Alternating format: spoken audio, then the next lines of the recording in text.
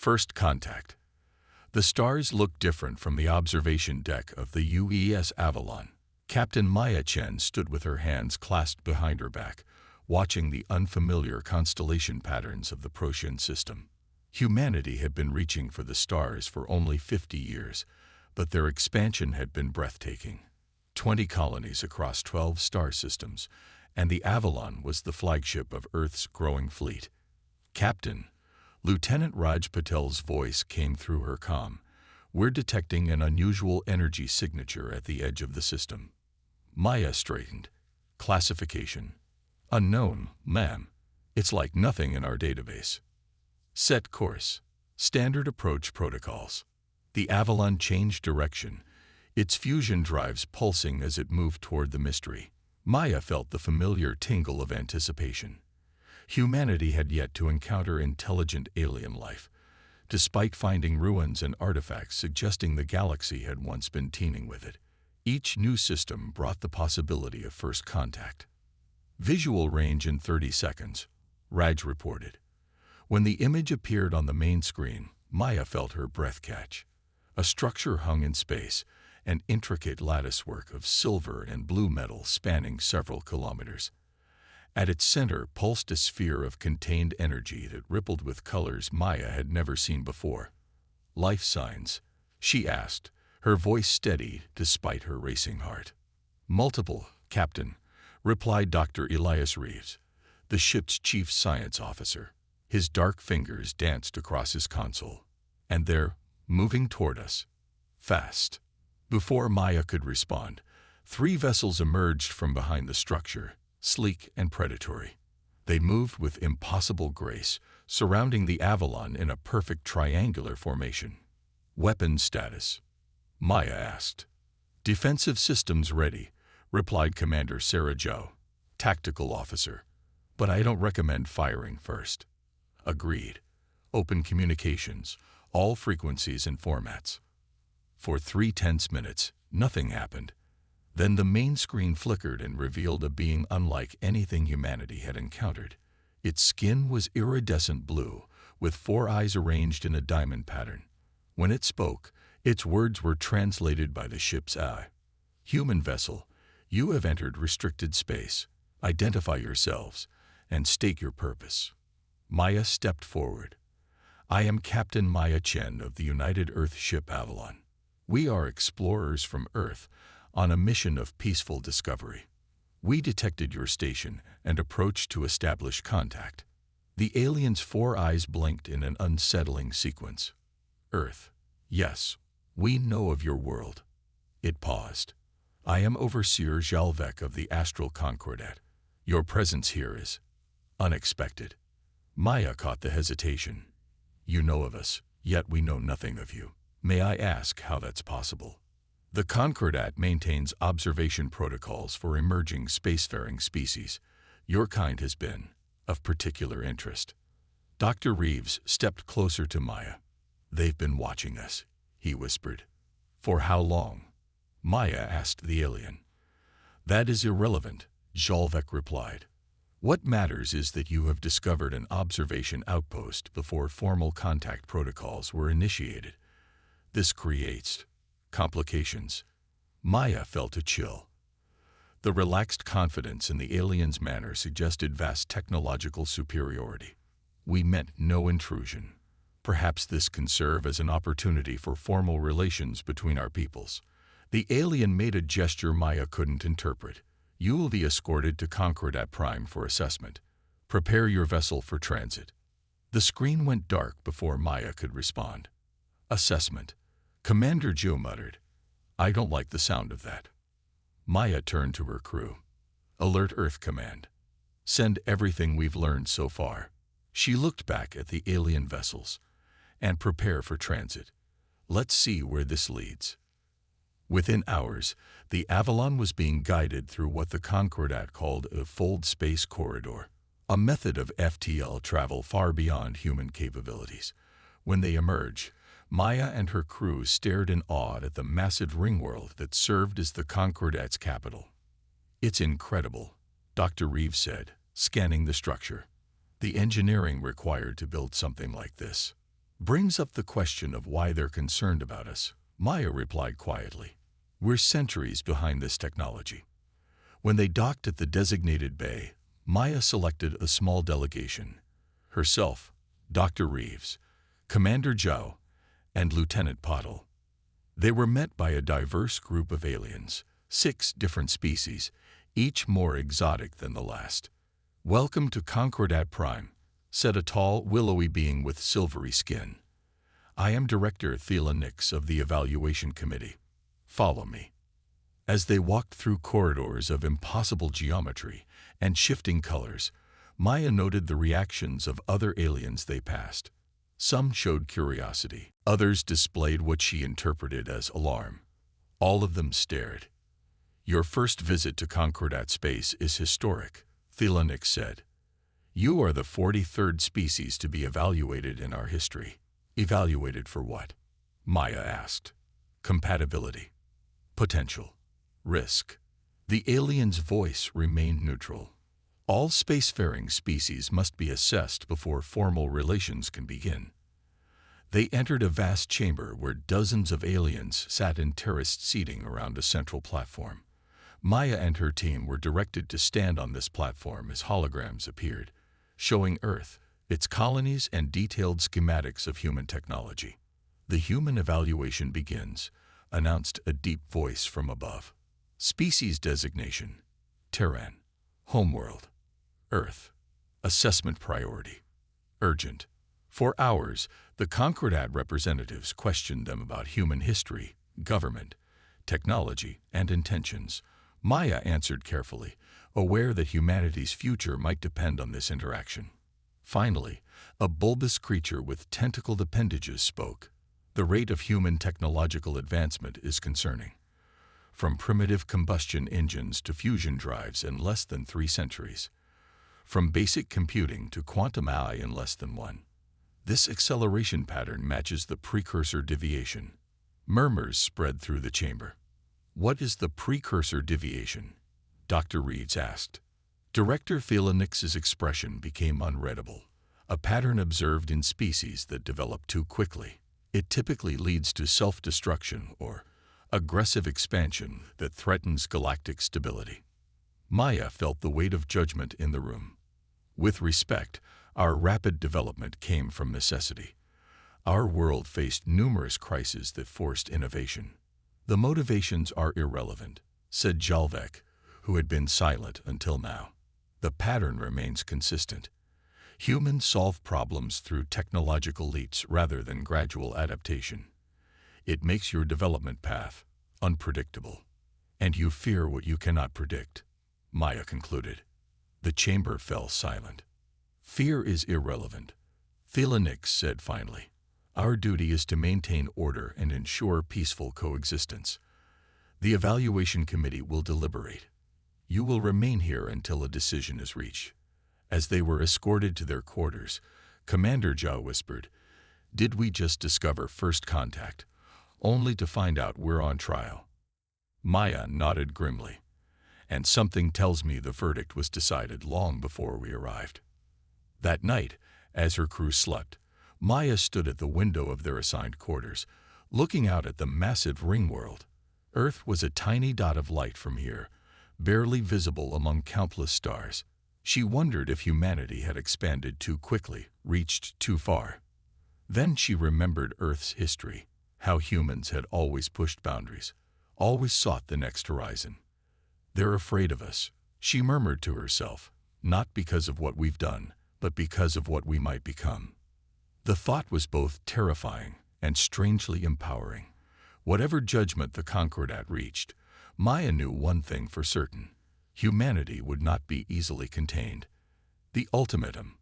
Morning on Concordat Prime meant little on a station with artificial day cycles, but Maya's internal clock told her it was time to prepare. She gathered her crew in their quarters, away from the watching eyes of their hosts.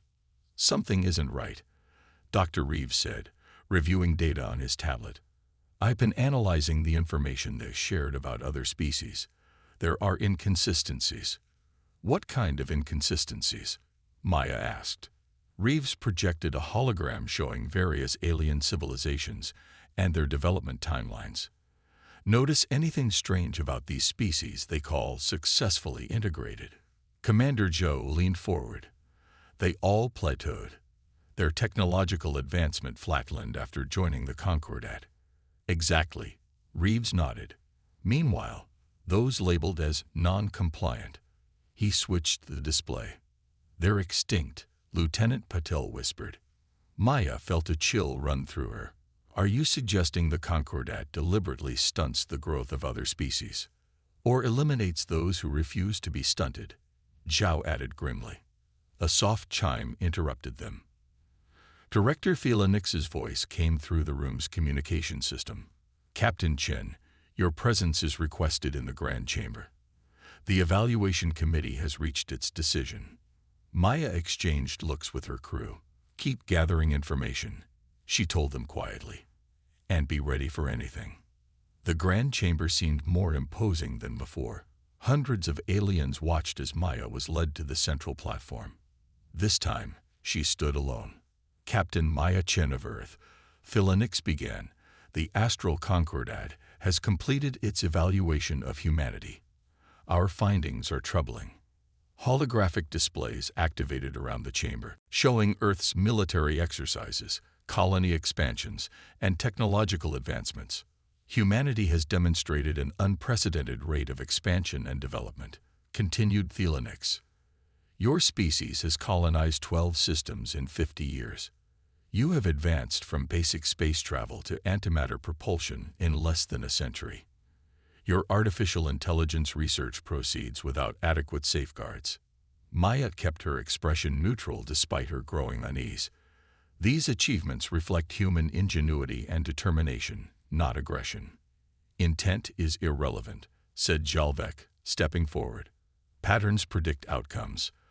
The pattern of human development suggests a 93% probability of destabilizing influence within the next century. An elder member of the committee, a being with crystalline features, spoke next.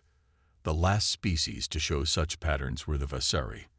Their uncontrolled expansion led to the resource wars that devastated 3 sectors. With respect, Maya countered, you're judging us by the actions of others. Humanity has its own path.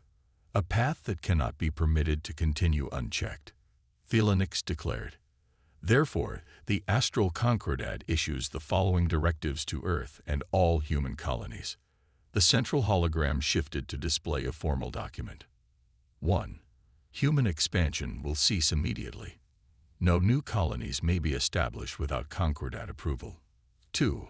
Military vessel production will be reduced by 70% and existing ships placed under joint Concordat human oversight.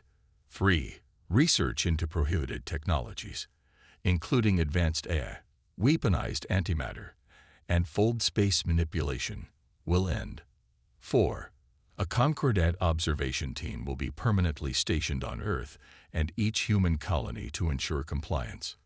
Maya struggled to maintain her composure. These are not directives. This is an ultimatum that violates our sovereignty. It is necessary for galactic stability, Phelanix replied. The alternative would be regrettable. The threat hung in the air between them. How many other species have received similar directives? Maya asked. 37, answered the crystalline elder. 31 accepted our guidance and prospered. 6 refused. And what happened to those 6? No one answered, which was answer enough. Earth's government will need to review these terms, Maya said carefully. I don't have the authority to accept or reject them. You have 1 Earth month to provide your answer, Phelanix declared. During this time, you and your vessel will remain here as guests of the Concordat. Guests, Maya thought. The word for hostage must translate poorly. When she returned to her crew, their expressions told her they already knew.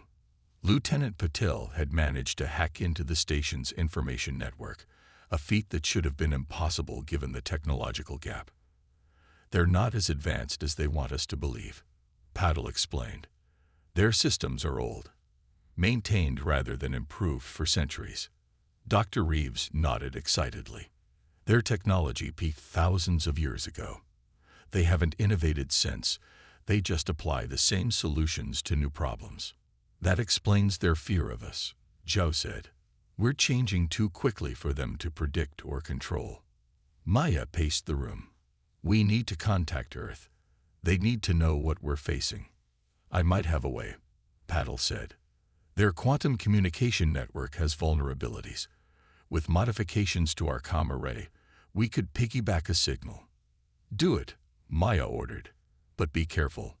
We can't let them know we're more capable than they believe.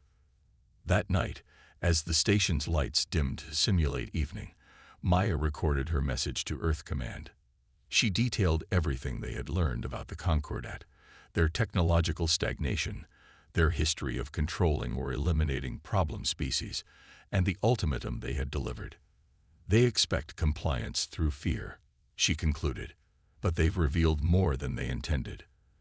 Their technology is ancient and maintained, not evolving. Their systems have vulnerabilities, and they fear us because they can't predict us. Whatever Earth decides, know that the Concordat is not as overwhelming as they appear. Chen out. As the encrypted message was sent through Patel's improvised channel, Maya turned to her crew. Now we wait, and we learn everything we can about our hosts. Back on Earth, the message caused an immediate crisis. The United Earth government convened an emergency session. Military leaders, scientists, and diplomats debated through the night. Fleet Admiral Hector Ortiz, a veteran of the Mars campaign, pounded his fist on the table. We cannot submit to these demands. Humanity bows to no one. And yet we cannot risk war with a coalition of advanced species, countered Dr. Sophia Kim, Earth's leading xenobiologist. We know almost nothing about their capabilities. We know they're afraid, said Defense Minister Julian Webb. Captain Chen's report makes that clear. They wouldn't issue an ultimatum if they could simply destroy us. President Amara Okafor, the third leader of the United Earth government, had listened silently until now. What if we appear to comply while preparing for the worst? The room fell quiet. A deception strategy, Admiral Ortiz said slowly. Show submission while secretly strengthening our position. It would buy us time, Webb agreed. But the Concordat will be watching closely. Then we'll need to be cleverer than they expect, President Okafor decided. Initiate Operation Silent Steel and send a response to the Concordat. The message that reached Maya 3 days later was brief and coded. Accept with reservations. Buy time. Help coming. When Maya was summoned to the Grand Chamber again, she stood tall despite the weight on her shoulders. The United Earth government has reviewed your terms, she announced to the assembled Concordat.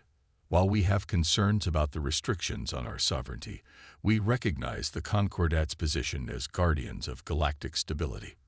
Earth will comply with your directives, with the understanding that they may be revisited as we demonstrate our peaceful intentions. The surprise among the Concordat representatives was evident. They had expected defiance, not submission. A wise decision, Philanix said finally.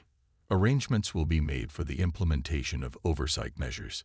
You and your vessel are free to return to Earth to facilitate the transition. As Maya left the chamber, she caught Chalvek studying her with his 4 eyes. For a moment, she thought she saw something like doubt in his alien gaze. She smiled politely and continued walking, her back straight and her mind racing with the silent defiance that would soon reshape the galaxy. Silent defiance. Earth changed in the month following the Avalon's return. Publicly, the United Earth government expressed gratitude for the Concordat's guidance and began implementing the restrictions. Military shipyards slowed production. Research facilities focusing on prohibited technologies were shuttered. Colony ships remained in orbit, their missions canceled. But beneath this show of compliance, Operation Silent Steel unfolded. Hidden shipyards in the asteroid belt accelerated production. Research continued in secret facilities buried inside moons and remote outposts. The quantum encryption network expanded, invisible to Concordat observers. Maya Chen found herself at the center of this deception. Promoted to admiral for her handling of first contact, She was now Earth's official liaison to the Concordat oversight team, and the perfect cover for gathering intelligence. They're watching our major facilities constantly, Maya reported during a secure meeting with President Okafor and her Security Council. The room was deep underground, shielded from any possible surveillance, but their observers are focused on what they expect to see. They're not looking for innovation in unexpected places. Their blindness is our advantage. Admiral Ortiz nodded. Project Prometheus is proceeding ahead of schedule. The prototype vessels will be ready within 6 months. Dr. Reeves, who had been drafted into Earth's secret research division, activated a hologram showing a sleek ship design. The Prometheus class incorporates everything we've learned from studying Concordat technology. Their fold space drives rely on principles we've been close to discovering ourselves. We've not only replicated their approach but improved upon it. And the defensive systems? Asked Defense Minister Webb. Superior to anything the Concordat currently deploys, Reeves replied. They've been using the same shield configurations for centuries. We've developed countermeasures. President Okafor studied the schematics. How many vessels can we produce without detection? 50 within the year, Ortiz answered. Stationed in the shadow of Jupiter and Saturn's rings where the Concordat sensors are weakest. Maya watched the plans unfold with mixed emotions. She believed in humanity's right to determine its own destiny, but she also understood the risks of confrontation.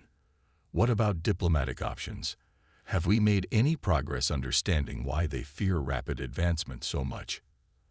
Actually, yes, said Dr. Kim, who had been analyzing Concordat historical records. We've uncovered references to something called the Ascension Crisis.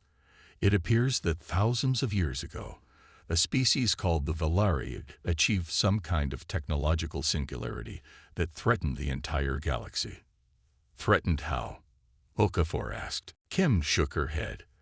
The records are deliberately vague. But whatever happened, it traumatized the founding species of the Concordat. They've enforced technological stagnation ever since, believing it's the only way to prevent another crisis. Fear based on ancient history, Maya mused. No wonder they can't understand our perspective. Admiral Chen, President Okafor said, I have a new assignment for you. The Concordat has requested a human representative to attend their centennial gathering. All member species will be present. We want you there. A diplomatic mission, Maya asked. Intelligence gathering, Webb corrected. The gathering will bring together all their leadership in one place. We need to know their vulnerabilities, their true military capabilities, and most importantly, their contingency plans if a species defies them. When do I leave? 2 weeks. The Avalon has been retrofitted with surveillance equipment disguised as standard sensor arrays. Nothing that would trigger their suspicions. Maya nodded, understanding the stakes. And if they discover what we're doing? Then Operation Silent Steel accelerates to its final phase, Okafor said gravely. But let's hope it doesn't come to that. The journey to Concordat Prime felt different this time. The Avalon's crew had been carefully selected, each member trained in both their official roles and their covert mission. As they approached the massive ring world, Maya studied the Concordat fleet surrounding it. 37 capital ships, reported Lieutenant Commander Patel, now the Avalon's first officer. All using the same design principles we observed previously. No evidence of recent innovations. Their complacency will be their downfall, murmured Commander Joe from Tactical. Maya frowned. Don't underestimate them. They've maintained galactic dominance for thousands of years. Through fear and control, not superiority. Zhao countered. Even so, the Centennial Gathering exceeded Maya's expectations. The Grand Chamber had been transformed into a massive celebration hall, with representatives from 42 species mingling in what appeared to be harmony. But Maya's trained eye noticed the hierarchies, the deference shown to the founding species, the careful positioning of newer members at the periphery. Director Thelanix greeted her with practiced warmth. Admiral Chen, Earth's compliance has been most satisfactory. The oversight teams report your people have accepted guidance with minimal resistance. Maya smiled diplomatically. We recognize the value of galactic stability. Humanity has always adapted to new circumstances. Indeed, your adaptability is remarkable. Perhaps in time, Earth might be considered for full membership in the Concordat. That would be an honor, Maya lied. As the celebration continued, Maya circulated among the representatives, gathering insights that no scanning technology could provide. She noted which species spoke freely and which remained silent in the presence of the founders. She observed the military representatives and their reactions to casual questions about defense protocols. Most revealing were the conversations about a missing delegation, a species called the Nerathi who had recently been granted provisional membership. Their absence is regrettable, Philanix told an inquiring representative. The Nerathi required additional guidance to align with Concordat principles. Later, Maya overheard two military officers discussing the Nerathi situation more candidly. 3 cruisers were sufficient, said one. Their defenses were theoretical at best. They never expected enforcement. The containment zone will remain in place for a standard cycle, replied the other, long enough for the remaining population to reconsider their position. Maya felt a chill. The Concordat wasn't just threatening non-compliant species, they were actively suppressing them. That night, she used the Avalon's enhanced systems to penetrate deeper into the Concordat's secure networks. What she found confirmed her worst fears: detailed plans for the containment of species deemed threats to stability, including humanity, should they detect non-compliance. But she also discovered something unexpected: fractures within the Concordat itself. Several younger member species had been secretly communicating, expressing concerns about the founders' rigid control. They lacked the courage to act openly, but might support an alternative if one presented itself. Maya encoded everything into a quantum burst transmission and sent it to Earth. The response came hours later. Intelligence received. Operation Silent Steel entering final phase. Return immediately. As the Avalon prepared to depart, Maya was summoned unexpectedly to meet with Overseer Jalvek. She found him alone in an observation dome, staring out at the stars. "Admiral Chen," he said without turning, "your vessel prepares to leave." "Yes, Overseer. I must report back to Earth on the success of our integration into Concordat protocols." His 4 eyes fixed on her. "Do you believe in the concept of inevitable patterns, Admiral?" The question surprised her. "I believe patterns exist, but can be broken when necessary." The founders disagree. They believe certain developmental trajectories always lead to the same outcome. He moved closer. "Did you know the Concordat has existed for over 12,000 years? In that time, we have prevented 17 potential extinction-level events across the galaxy. Through control," Maya said carefully. "Through guidance," he corrected. "Though I sometimes wonder if the cost has been too high." "What cost?" "Stagnation. The very thing the founders sought to prevent in others has befallen us. We maintain technology we barely understand, created by ancestors whose wisdom we revere, but whose innovation we fear to emulate." Maya studied him, sensing an unexpected opportunity. "Why are you telling me this?" "Because humans are different. You question. You adapt. You see problems as challenges rather than threats." His voice lowered. "Some of us have begun to wonder if the Concordat's approach is still valid." "Are you suggesting there's dissent within the Concordat?" "I am suggesting that change is inevitable, Admiral Chen. The question is whether it comes through evolution or revolution." He stepped back. "Safe journey to Earth. We will meet again soon, I suspect." As the Avalon departed, Maya pondered Jalvek's words. Had she found an ally, or was this another layer of manipulation? Either way, humanity's path was set. The silent defiance would soon give way to something far more direct. She just hoped Earth would be ready when that day came. Steel response. 3 months after Maya's return from the Centennial Gathering, the hammer fell. It began with a seemingly routine transmission from a Concordat oversight vessel to Earth Command, a request for inspection of research facilities on Europa, Jupiter's icy moon.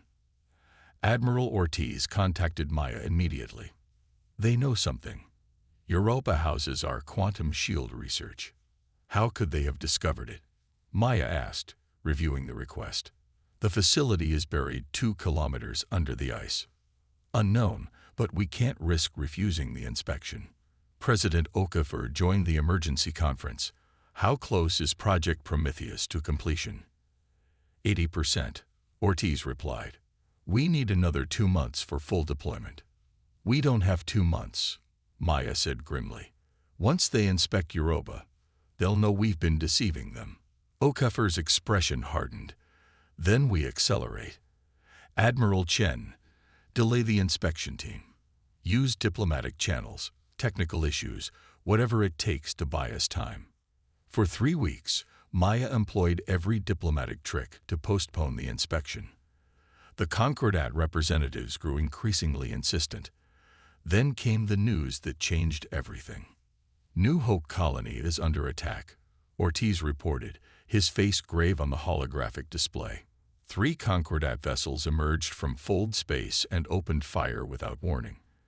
Defensive systems are holding for now, but civilian casualties are reported. New Hope was humanity's most distant colony, orbiting Ta Ceti. Its strategic value was minimal, but it housed one of Earth's most advanced research outposts, disguised as an agricultural station. They're sending a message, Maya realized. They know we've been developing prohibited technologies, and they're demonstrating the consequences. President Okafor stood, her decision made. Initiate Operation Silent Steel. Final phase. Admiral Chen, take command of the Prometheus fleet. Admiral Ortiz will coordinate Earth's defenses. Within hours, Maya stood on the bridge of the UES Defiant, the first Prometheus-class vessel. Unlike the exploration-focused Adelon, the Defiant was built for a single purpose: to challenge the Concordat's dominance. 50 identical ships formed up around it, hidden in the shadow of Saturn until this moment. All vessels report ready, Admiral, said Captain Sarajao, now Maya's second-in-command. Set coordinates for New Hope Colony. Prepare for fold space jump. The bridge crew worked with practiced efficiency. Dr. Reeves, who had personally overseen the development of the new drive systems, monitored the power fluctuations. Fold space generators at optimal capacity, he reported. Our transit time will be approximately 7 hours, twice as fast as Concordat vessels. Maya nodded. Begin the countdown. As the fleet prepared to jump, Maya recorded a message to be broadcast to all Concordat frequencies once they arrived. There would be no more deception, no more silent defiance. The time had come for humanity to respond with steel. The fold space jump was smoother than Maya expected. When the fleet emerged near Ta Ceti, the 3 Concordat vessels were still bombarding New Hope's defensive shields. They were so focused on their target that they didn't immediately detect the human fleet's arrival. Open a channel to all Concordat frequencies, Maya ordered, and target their propulsion systems. The message she had recorded played across the galaxy. This is Admiral Maya Chen of the United Earth Defense Fleet.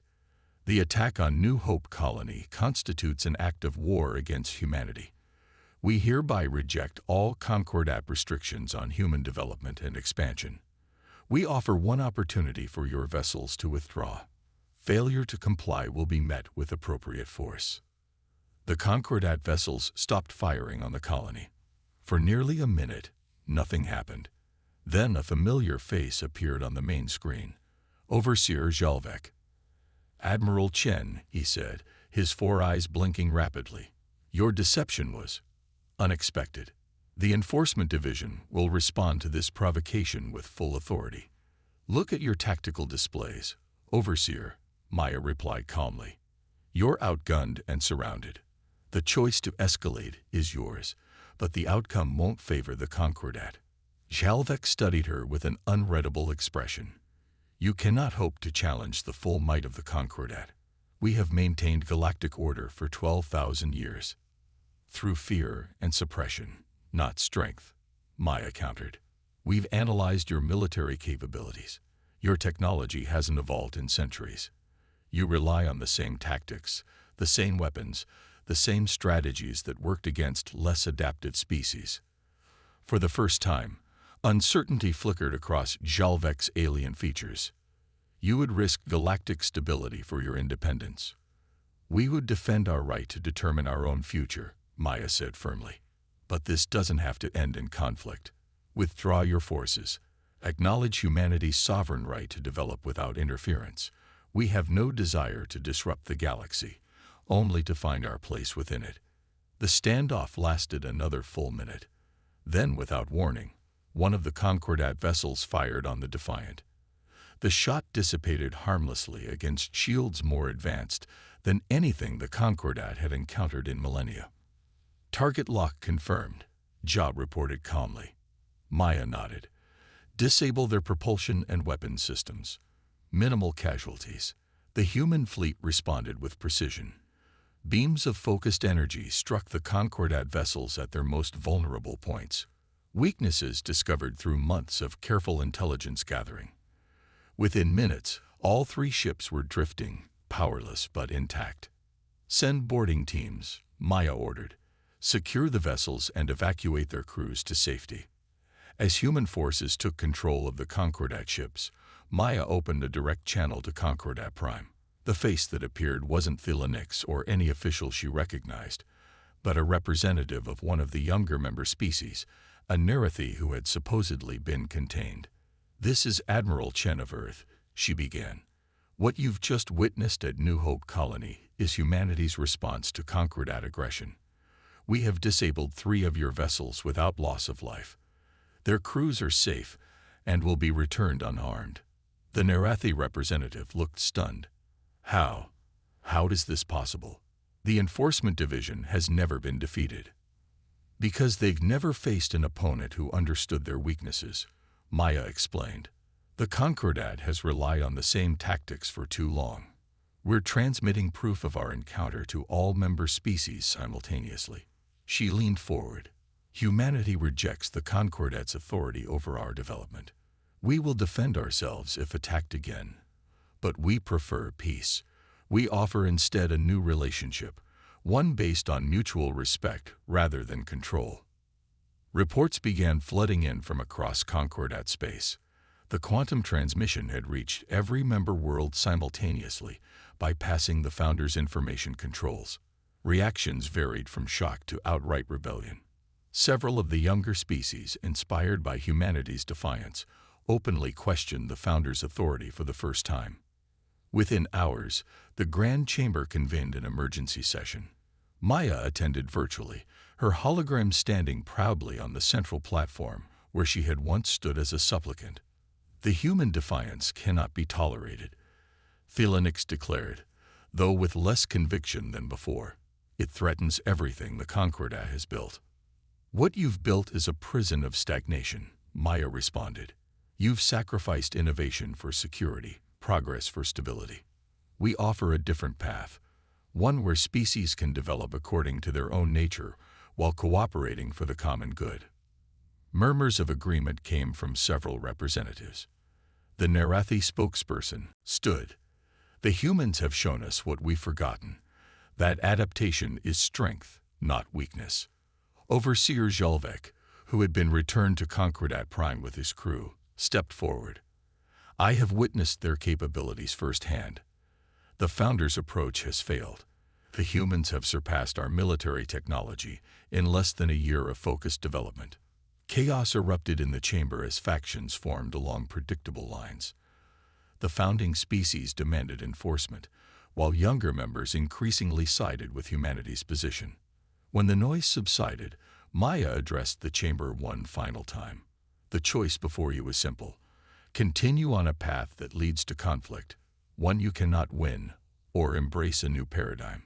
Humanity extends its hand in friendship, not submission.